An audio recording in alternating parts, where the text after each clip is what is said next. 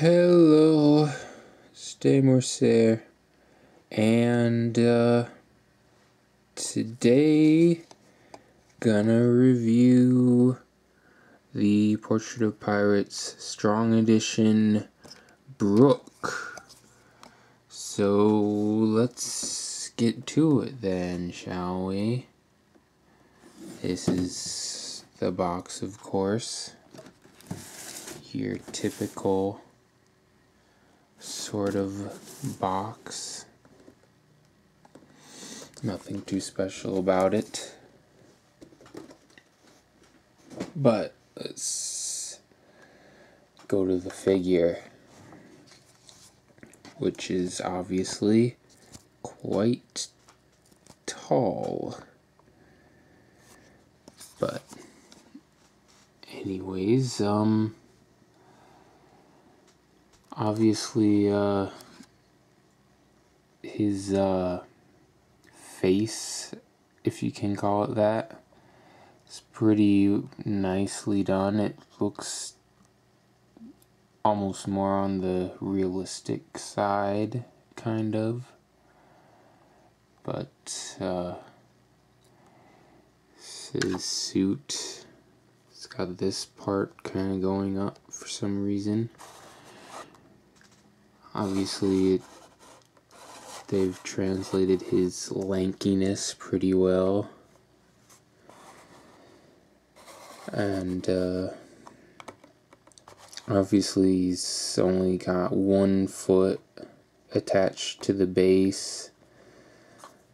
Some people have been concerned about him leaning and such, but I've had this for about a year and he's not really leaning more than, well, how much he already does to begin with, so I don't think it's much to be concerned about, unless maybe you live in a warmer climate, I don't know. But other than that, his hands look pretty nice as well. Of course, here's the gun, which is musket sort of gun, I guess, which I have to say is probably my favorite out of the Strong World guns, I guess.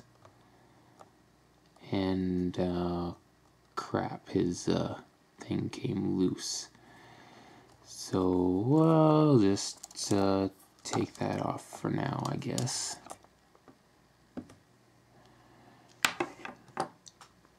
Hopefully it won't be too much of a problem getting that back on. But yeah, of course, as you can see, you can pose him with his cane sword. Pretty cool how he's got his thumb on the sheath as well. And of course, this has a few gimmicks, like first off, you can move his mouth so you can have it opened or closed. You can open it probably about that far, which is a nice, cool feature. And of course, the other feature is that you can open his skull, which is pretty cool. And in there, you've got his tone dial, which is, well, where he keeps it in the anime and whatnot. And actually, one thing to note is how you put his hat on, which is actually a peg that you stick in to a hole in his head, and there's actually 2 different places that you can put it in, if I can show you here. See, and the way you do it is by pushing this peg out and then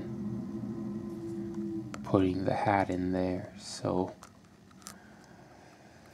and I would say in order to avoid losing said peg, I would just keep it in here. That's where I keep the other peg, so that's what I would do.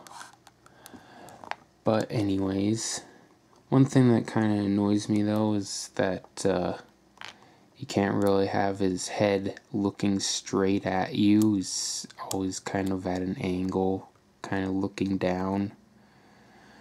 It's just kind of annoying. I don't know. But yeah, other than that, a few extra parts. First, this other part of his cane, so you can have it in a sheathed version. You can't actually like sheath the blade itself, but that doesn't really matter anyway, so you can just hang it on his arm like he tends to do, and then you can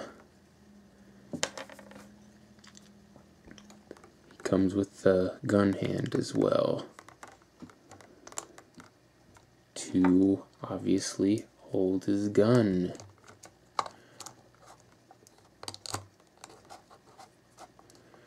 So yeah, something like that.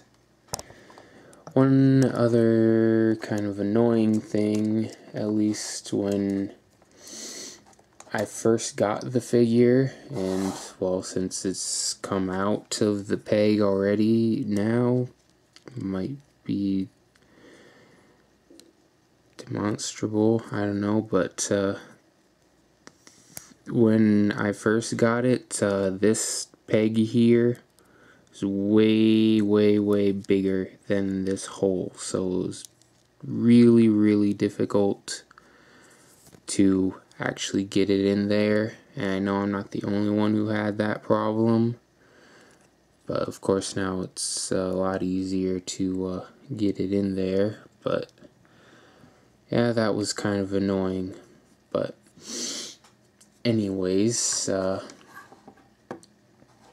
other than that, obviously he's quite tall.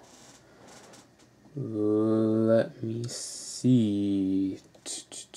I'll just grab a random figure, one that's close enough to me. How about this one? So yeah, he's obviously rather tall,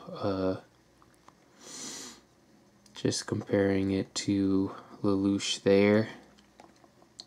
So he's actually somewhat in scale. His Neo version, which I don't have, was pretty much the same size as all the other Straw Hats and whatnot, but this one's actually much taller, so it's more appropriate, which is nice. So yeah, other than that, that's pretty much all there really is to say for this one. It's a pretty nice figure. I quite like it. It's probably one of the better of the strong rolled p.o.ps, I would say. But yeah, that's pretty much it for this one. So this is Morsair, and this one is done. So goodbye.